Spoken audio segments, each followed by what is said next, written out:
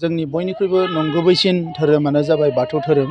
दा बे बाथौ धोरोमखौ जाय जि धोरोमावनो थाया मानो मोनसे रेसपेक्ट मोनसे अनार बेखौ बयबो होयोबा मोजां जायो। मानोना बर' हारिनि सिनायथिया बे धोरोमजोंसो जागोन, नैबे हारिमुजोंसो जागोन, बे खेराइजोंसो जागोन। जों जि धोरोमावनो जेरावनो थाया मानो बाथौ धोरोमनि फारसे जोंनि जि अनार, जोंनि जि रेसपेक्ट, जोंनि जि सिबिनाय बेयो जाहाथे बयबो थाबाय थायो आरो बे धोरोमखौ फोथांना लाखिनायाव बयबो अरायसम हाबा मावो, बेखौनो आं बयनिसिमबो खावलायो। जाहैबाय बर'फोरनि धर्म।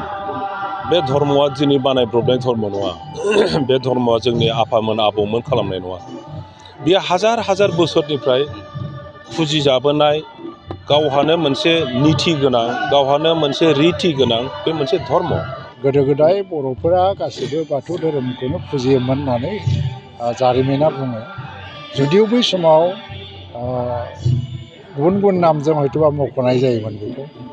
बर'फोरल' नङा, आसामाव थानाय गोबां जनजाति एबा ट्राइबेलफोरा बे धोरोमखौनो फालियोमोन होननानै जों बयबो मिथिगौ। नों नैबे सैथोखौ दिनै बयबो मानियो। बाथौआ जे बर'नि गुदि धोरोम बेखौ बयबो गनायो। जोङो बेखौनो मिथिबोदों आरो रोखा जाबोदों, जोङो फरायनानैबो मोनबोदों आरो उन्दै समनिफ्रायनो नुबोबाय जे जोंनि धोरोमा बाथौ धोरोम, बर'नि गुदि धोरोम बाथौ धोरोम, बेखौ जों बयबो रोखा।